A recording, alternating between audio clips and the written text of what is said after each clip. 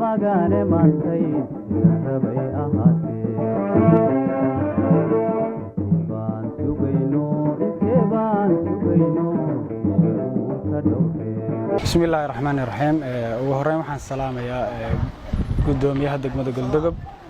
wafdiga injineerada kala duwan ee ka socda wasaaradda hawlaha guud ee dawladda Puntland oo maanta halkan u yimid inay bilaabaan mashaariicdii JPLG-ga feasibility study-goodii ama ukurgalidii meelihii mashaariicda laga bilaabi lahaa hadda waxaan joognaa sida u jeedaanba wadada weyn ee laamiga ee sanadkii dhaweeyay laga hirgeliyay degmada Galdogob sanadkan hadii alla idmo 2022 waxaan jecel lahay in ay noo qabsanto ama la hirgeliyo wado 1 kiiloomitir ah iyo mashaariic kale oo kala duwan oo ilaa 8 mashaariic oo kale oo iskugu jirta waxbarasho iyo caafimaad iyo biyo taasoo iskuulo badan wax looga qaban doono deydad loogu dhisi doono la balaarin doono iyo goobo badan oo caafimaad oo ayagana health boosyo iyo MCH la dhisi doono haamo biyo iyo ceelo la dayactiri doono runtii wax weyn bay anaga inoo tahay maanta halkaan baan dhamaanteen anagoo isku duuban faraxsan waxaan leenahay hambalyo bulshada reer Galdogob waxaan rabnaa inay baraarahaas iyo rayrayntaas la wadaagaan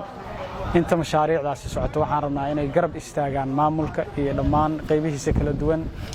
ciidamada ka shaqeyn doona kulli inay shacabku garab istaagaan wax allaala wixii ku keenaya mashaariicdaas dhibaatana inay ka hor istaagaan runtii waa horumar baaxad leh oo dhinacyo badan taabanaya degmada ka socda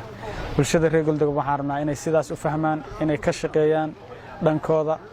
sanad walba runtii waxa laga fuliyaa degmada mashaariic aad u ballaaran labadii sano ugu dambeysay waxaan dhihi karaa waxa ka fulay mashaariicdii ugu badnayd degmada Galdogob waxaan rajaynaynaa in sanad walbana sidaas oo kale loo sii wado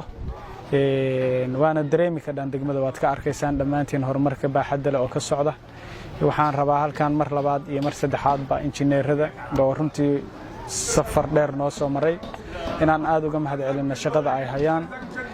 inaan soo dhaweyno mar labaad soo dhawaada Galdogob waa degmadiini in badan baad ku soo laalaabateen waana nagu soo laalaaban doontaan waxaan rabaa inaan ku soo dhaweeyo injineer Faarax oo ahaa injineerkii hogaaminaya injineerada gudoomiyaha degmada Galdogob iyo tiimka dawladda hoose ee degmada Galdogob tiimka injineerada wada soconaya ka socda wasaaradda hawlaha guud iyo khaas ahaan mashruuca JPLG saaka waxaan Galdogob ugu joognaa inaan maartay sameeyno feasibility study-gi mashruuca JPLG sanadka 2022 baahiyii ay soo gudbisteen degmada Galdogob waxyaalaha aan sameyn doono saaka waxa kamid ah halkan aan taaganahay waa wado kamid ah wadooyinka ay sanadka soo gudbisteen wadadan waxaan ku sameyn doonaa insha Allah inaan survey ka qaadno oo maartay bacdan si design-kii wadada loo sameeyo waxyaalaha tiimku kale mari doona waxa kamid ah qaybo kale oo mashaariic kale oo ku jirta isla mashruuca JPLG qaybtiisa LDF-ka oo ay ku jirto iskoolka Galdogob Primary School iyo Health Post-yo oo kamid ah dhammaan maartay baahiyii marka ay soo gudbisteen degmada Galdogob dhamaantood waa mari doonaa waxaan sameyn doonaa xogororin fiican si maartay insha Allah maartay u guda galo mashruuca maartay design-kiisa iyo arrimahaas iyo qiimeyntiisa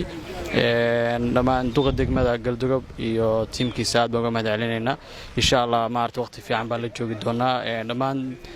waxaan rajaynaynaa maartay bulshada reer Galdogob inay mashruucan ay ka qayb qaataan qaybtooda insha Allah magaalada wuxuu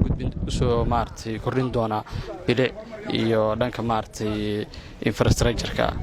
marka gudoomiye insha Allah anaga warbixinteeda intaas ku kooban tahay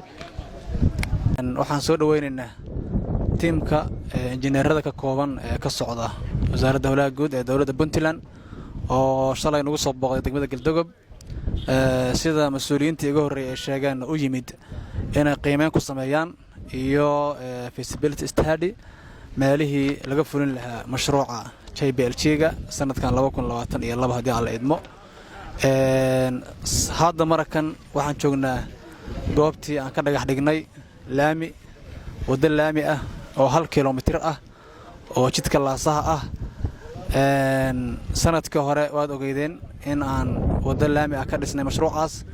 isaga oo dhinacyada arrimaha bulshada waxyaabo badan laga hirgeliyay oo bulshada faa'iido u leh sidii waxbarashada wax looga qabtay deegaanada degsiimooyinka galdogob iyo magaalada gudaheeda iskoolada ku yaalay xarumo caafimaad iyo xarumaha biyahaba sanadkanna sidii oo kale weeye haddii ilaahay idmo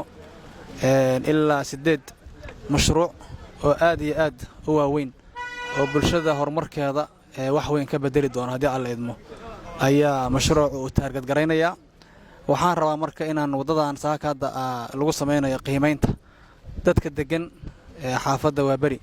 in ay ka qayb qaataan ugu horeyn waxaan rabaa inay jidka baneeyaan meelaha la calaamadeeyay intii aan ciidanku ka dumin ayagu ay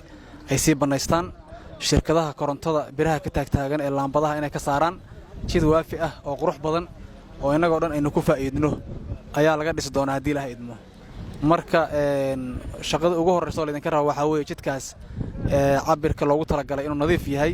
cid degan iyo cid shaqo ku haystaana ayna jirin guud ahaan waxaan rabnaa mashaariicda dawladdu ay ka wado degmada in shacabku soo dhaweeyaan garab istaagaan waa hanti iyagu ay leeyihiin ay ilaashadaan muhiimadda la doonaya intaas weeye waxaa ogtihiin sanadkii hore in degmada maamulka iyo xaafadaha iyo shacabka ganacsatada iskaashanaya ilaa 4 waddo oo carakaawo ah inaan isku tash ku samaysanay kharash aad u fara badan aan ku bixinay kuwaas wax ka bedelay bilicda iyo quruxda magaaladan caasimadda ee Galdogob sanadkan waxaan rajaynaynaa inta in la eg oo wadooyin ah in aan sameeyno wadada islaamiga marka laga soo tago ilaa 4 waddo oo kale oo jay ah ayaa noo qorsheysan inaan sanadkan dhamaadkiisa ilaa sanadka ku xiga bilowgiisa aan ku dhamayno marka waxaa la rabaa horumarkaas baaxadda leh ee socda ee wada leenahay inaan wada ilaashano oo ka wada qayb qaadano hadday ahaan lahayd amniga hadday ahaan lahayd nadaafadda hadday ahaan lahayd martida iyo ufuudda soo dhaweynteeda hadday ahaan lahayd contributionka la iskaga baahan yahay bixintiisaba intaba waxaan rabnaa haddii ilaahay idmo in bulshadu nagala shaqayso sanadkan 8daas mashruuc la hirgelinayo oo dawladda qoontaysay waxaa ku jira xarumo caafimaad oo laga fulin doono deegaanadaas xuduudka xaggeeda jira oo baahi weyn u qabay oo bulshadaas ay codsadeen